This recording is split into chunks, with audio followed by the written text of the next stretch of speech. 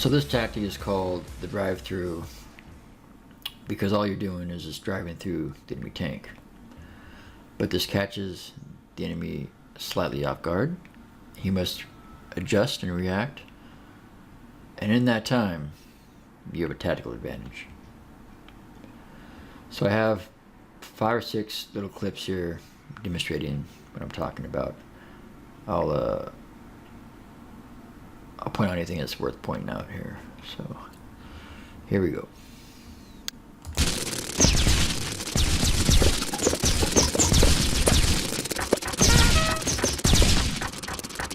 All right, not bad, except for down at the end there. There is one thing I wanted to point out. You notice I had no hesitation, leaving my little target point here. I see this a lot. People just want to stick on this thing. It's alright trying to capture it. It's okay to run off here and engage the enemy on more favorable conditions and run around. And then when you killed all the bad guys, you can come back here and capture this. So, don't find yourself stuck on these things. And we can kind of see what happens here. People just don't usually do this, right? They don't turn into the tank. So he's going to have to adjust. But as I come out, I know exactly where I'm aiming, right? So right now, he's already dust. He actually did pretty fast. He swings around, but it's too late. And he already is dead. So that's the gist of it. As they're reacting, you got that time. Make the most of it.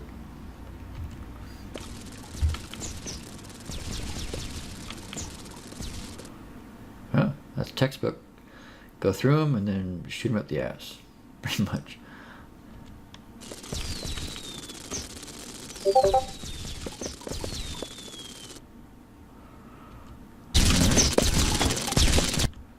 This one's a bit longer because there's a nice little battle here before I do the actual move. So against crazy SOB, I think.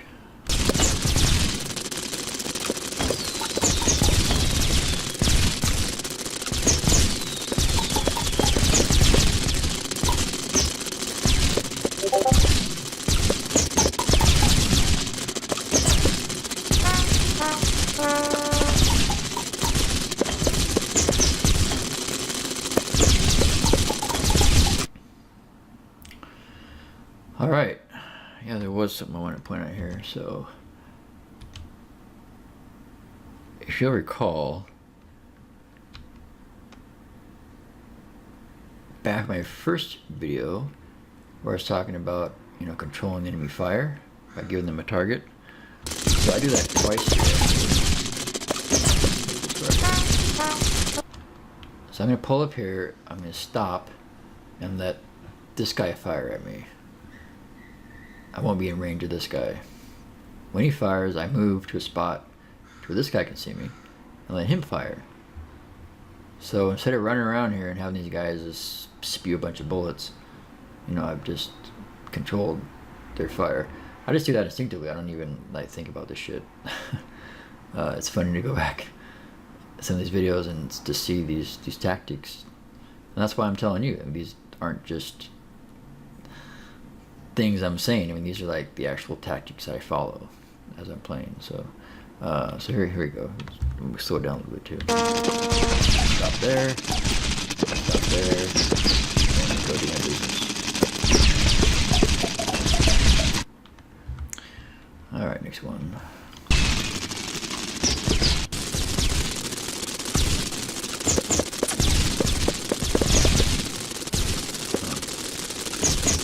I guess I went through them, technically.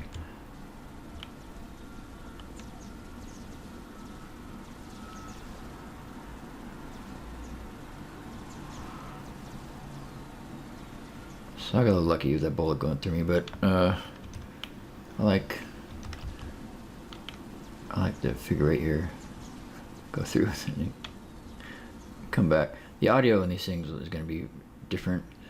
I figured out that whatever volume my system is set for, like my PC, that's the volume that it can record the Xbox video.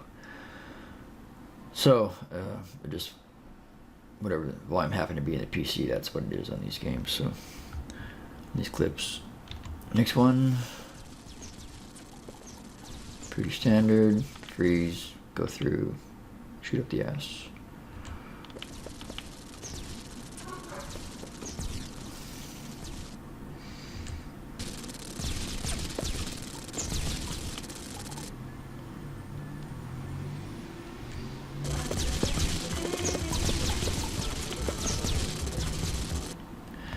So that required a little more.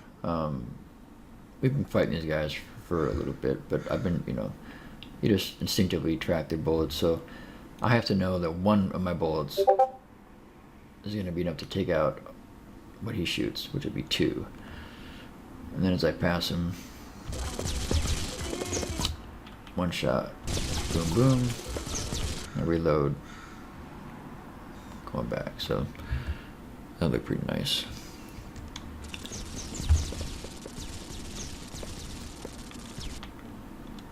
Again, I mean, he's just going to be a little bit disoriented. I just shot through him, and he's like, whoa, and too late.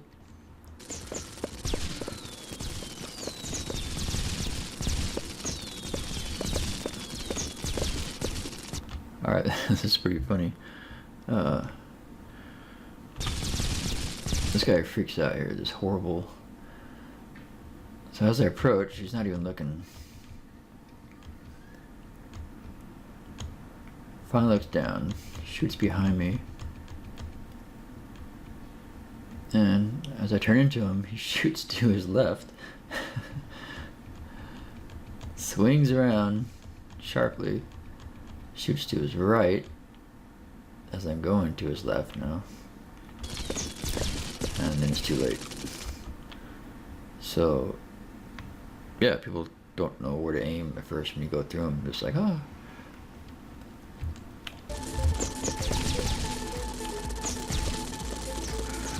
Alright, that's pretty classic too.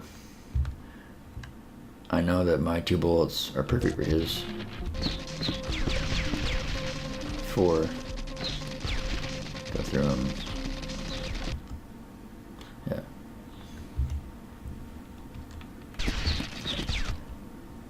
Alright, these don't always work out because sometimes you get people like Nick who ruin all the fun with a well-placed mine. That's pretty awesome.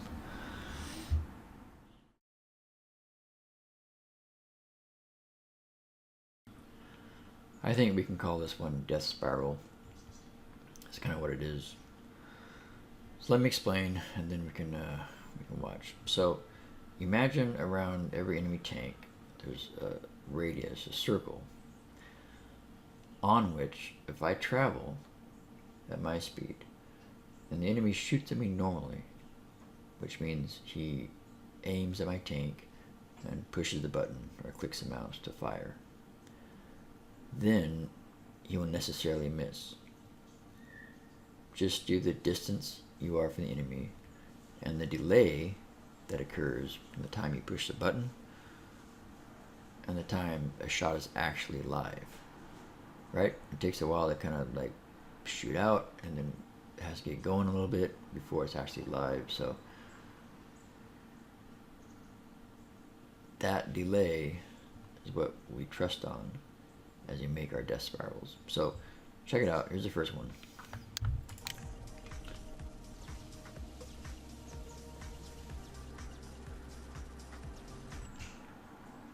Now as you can see,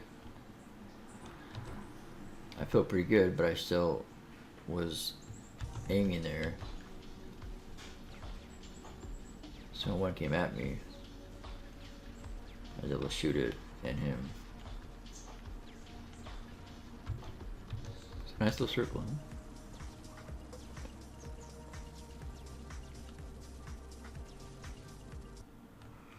huh? Alright, next up. Now, actually, we saw this clip on a different video, but I just want to call into attention the nice little circle that I make. So the circle isn't always to avoid the bullets. It's probably the best way to attract them in an orderly fashion, right? Because you're on a familiar arc, kind of curving around, everyone's kind of shooting at you, a little bit behind, but it's kind of like you can get into a pattern, kind of, right? When you're kind of going in a circle. And that's kind of what you want. You want predictability when people are shooting at you. So I just want to draw attention to the nice circle I made here. I'll slow it down too a little bit. Just come around. Keep an eye on the bolts I need to shoot down. And I'm out. Nice and orderly.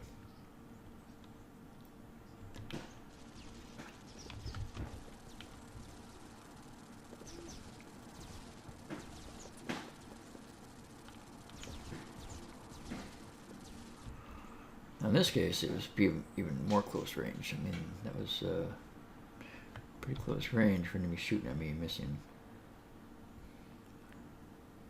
But nonetheless, death spiral in effect.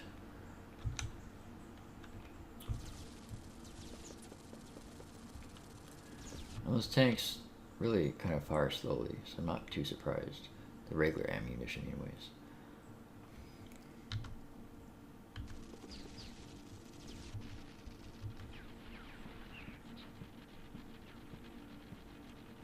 And then here, when I double back, threw him back here, I thought at the time that he was going to reload faster than I was going to be able to. So I thought I was going to pop out here and he was going to kill me. In hindsight, that time was wrong. But it was a nice little fake out anyways, switching back here.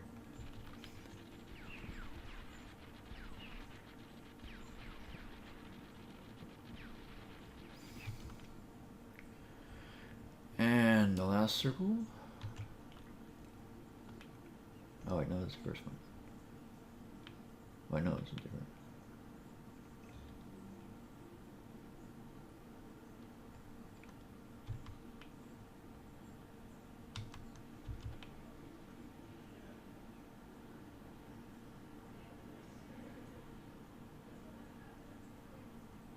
So that was a circle with a flyby or go through, whatever I call those things. And that's it. Yeah.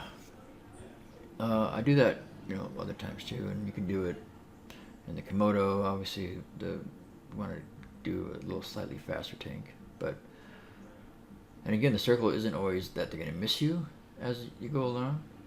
Sometimes it's a predictability thing. If you're going in a nice circle, you're tracking shots in an orderly fashion, and it's an efficient way to kill some bad guys.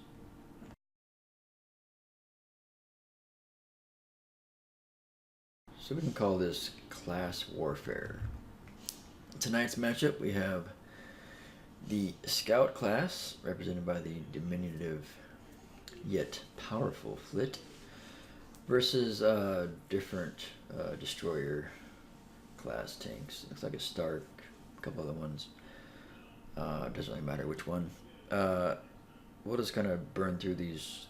Basically, with the Flit, with armor piercing, you want to close in and take them out from close range. If you have, bouncies, that's going to be a different strategy. With the Flit, yeah, you're not going to be able to, hit them from long distance with your slow bullets. So with that in mind, we'll just kind of go through some of these clips, mention pointers as we go. Obvious ones, don't shoot at the bullets. Try and do this in wide open spaces. Attack from the side. The front and rear is harder to hit. But he only has one bullet, so he can't really protect his whole broadside. So you want to approach from the side as much as possible. And yeah, just keep your distance until you find an opening. So here's some clips.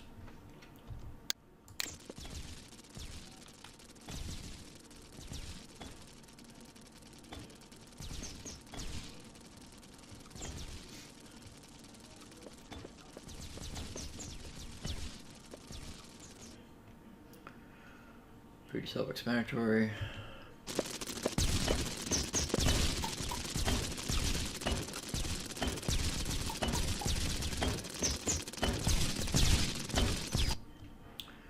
So I don't kill him here, and obviously I got lucky with that pass through earlier, but I think this shows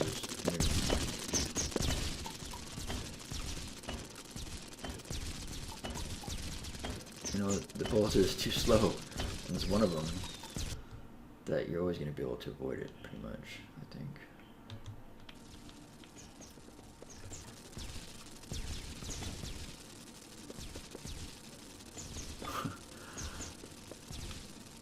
So that's me being a little cheeky. You create a shot. Probably could have avoided it, but again, do a little bob and weave, doesn't quite know what's going on there, where to shoot.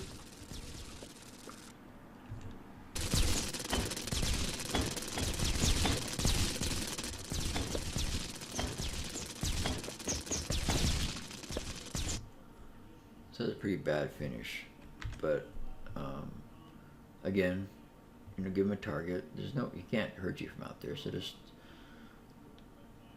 let him shoot at you directly, pretty much. Right away.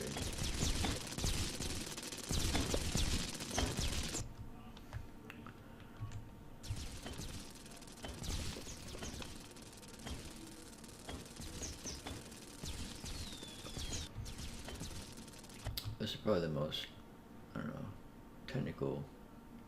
technically difficult, because we got pretty close there. Notice how I, like, as I came at him, I like gave him a wide circle. Yeah, I don't want to be pop around in corners with exploding munitions, right? So I want to come down the nice wide path here, as much room as possible. So.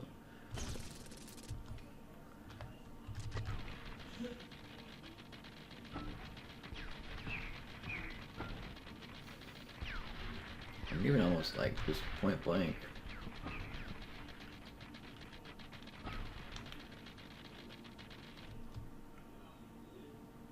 I mean, it's pretty close.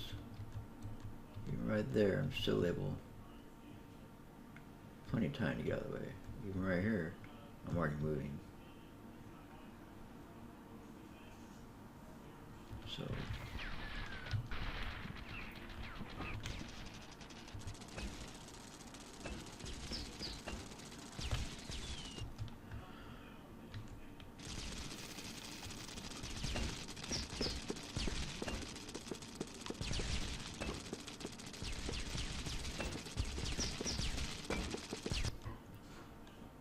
So that's a good example I was talking about. Try not to attack him directly from the front or rear. Which is what I was doing here. Alright, if he's hanging around there, how am I going to kill him, right? There's one line, and he's right there on it. So I want to go for a better position here. What I do, I end up circling around here so I can fire down on his broadside. I'll stop for a second. I was able to squeeze it in.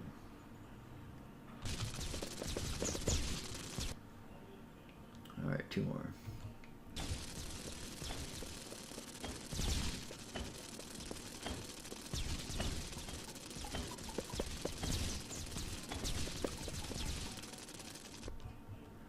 Now that's a pretty sick shot, if I do say so myself. I shoot 3 bullets. One at him, one at the angle wall, and one at this guy.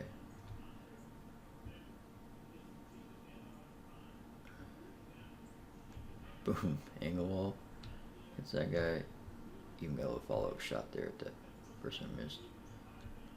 So, but the point here is not my excellent shooting. It's that,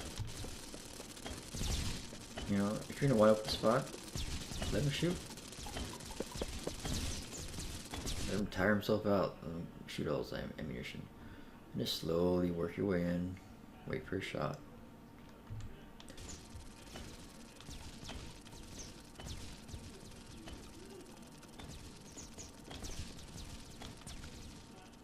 Alright, obviously that was a horrible should have shot him right here, down there.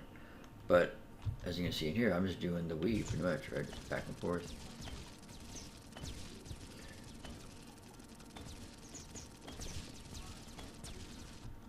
Let's get something stupid. Should be okay. I think there's the last one here. Nope, nope, that's it.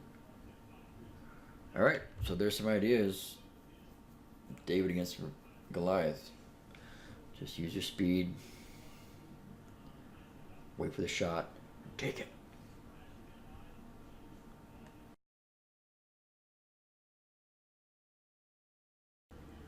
I am pleased to announce the winner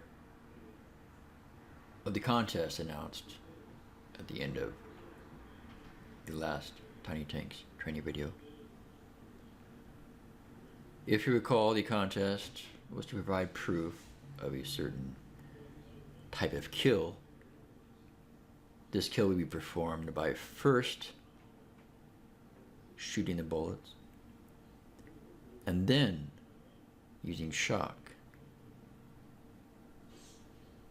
to halt the escape of your victim into said bullets. So usually it's like you shock and then you shoot. So this is you shoot and you shock. It's just a little challenge. The winner, by the way, was, let me see, it was me, because I had the only entries. So here are my entries. I have 3, and they get progressively more awesome. First one's against Houston Texans fan who's feeling frisky for some reason and challenges me one-on-one. Let's take a look.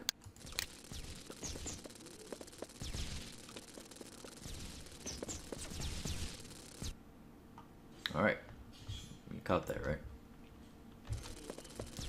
So let's just get some proof here. Alright. So first we have the shot. Shoot. Shoot, shoot. And then as he's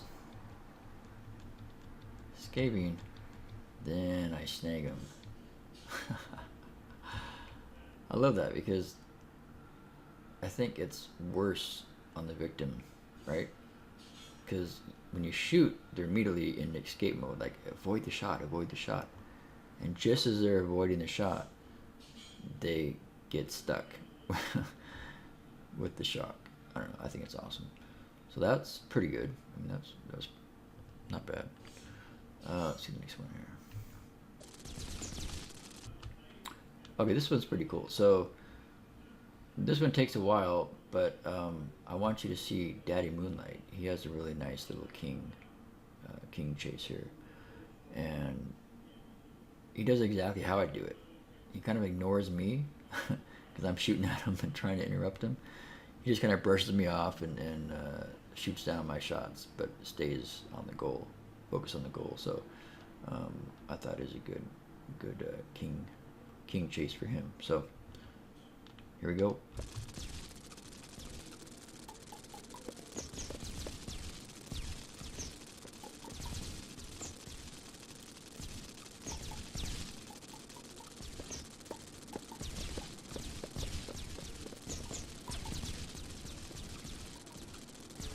Alright, so this is pretty awesome. I think this might be the only shock kill I have that he would have escaped otherwise, right? So let's just get forward here a little bit.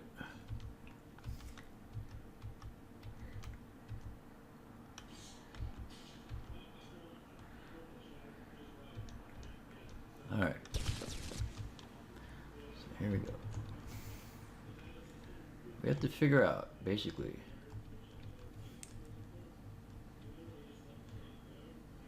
if this second shot that just came out, if this would have hit him had I not shocked him, right? Because I shock him here. And it slows him down just enough to where he gets hit. But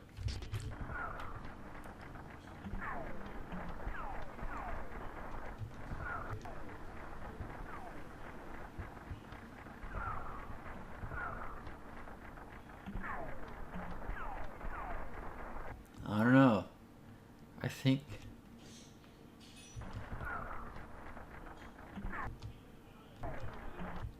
And that much tank.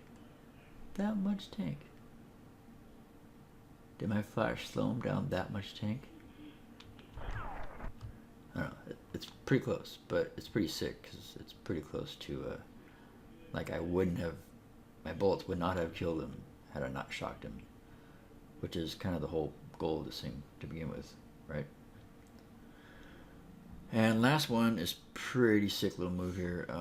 I gotta say, let's just watch it first.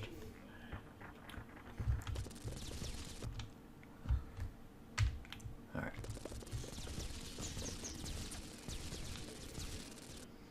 All right. We probably missed it.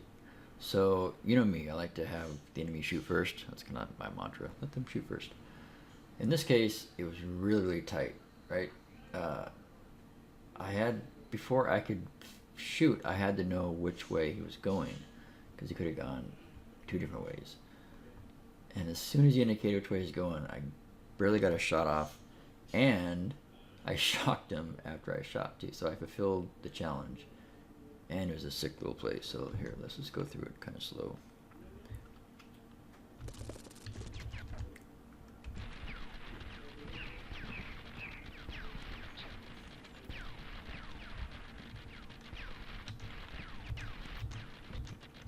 Alright, I'll walk you through it here. So he's coming down here, right? I'm reloading. He's firing. Now, at this point, well, no, earlier probably here.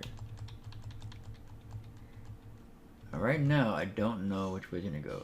I don't know if he's gonna go up here or down here, right?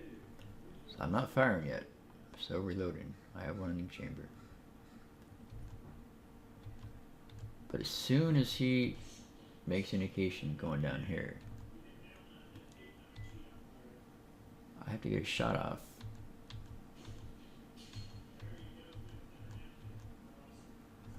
Barely clear that bullet coming in. And I have to barely avoid this bullet going over the top of me. And as he runs away, I shock him. Boom.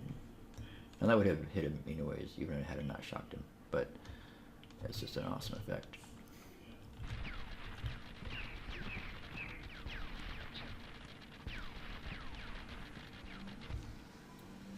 So it's pretty tight, but it worked out.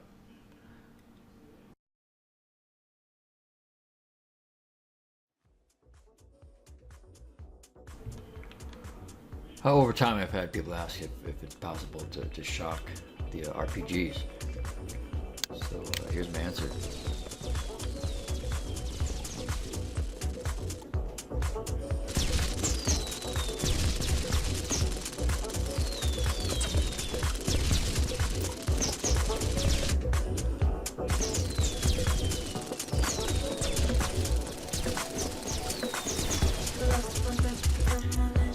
Yep, it is possible.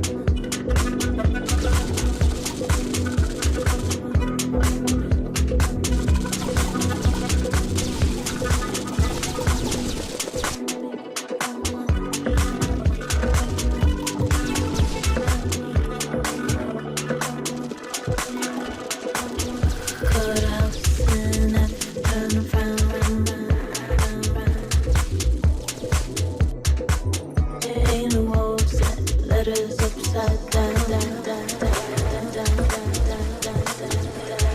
Try to hold on, try to hold on. Gone.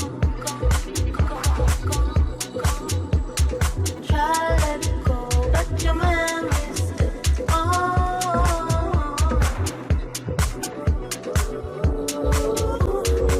I lost my grip, I balanced it on a piece of paper. And one trip, waiting and I wait for later.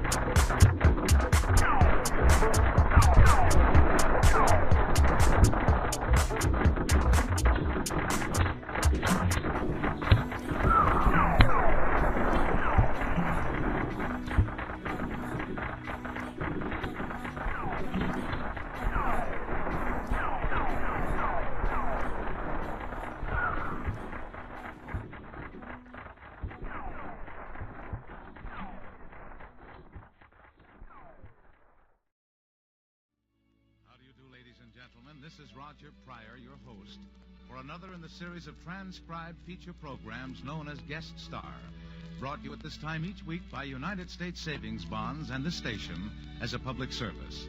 Plan now for the security of your future. Build yourself a financial reserve.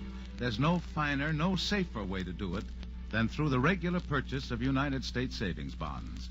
Our guest today is Miss Susan Reed, one of the country's leading singers of folk songs, both sweet and blue.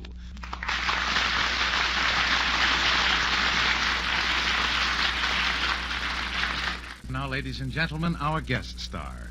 In her work in motion pictures, in personal appearances, in recordings and radio, to say nothing of literally hundreds of appearances before the men of our armed forces, she's already had as varied a career as many stars twice her age, for she's just 20 years old. It's a real pleasure to introduce her to you now, Miss Susan Reed. I'd like to sing a song with a little story in it. I'm sure that a great many of our listeners will remember it. It's called The Soldier and the Lady. And which one of these odd instruments of yours will you use as your accompaniment? This is a zither. Fine. I'll make the announcement. Ladies and gentlemen, Miss Susan Reed and her zither presenting The Soldier and the Lady.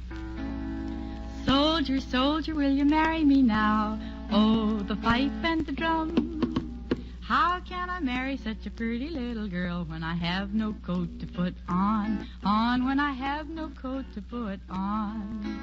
So she ran and she ran to the coat store, fast as she could run. And she bought him a coat of the very, very best, and the soldier put it on, and the soldier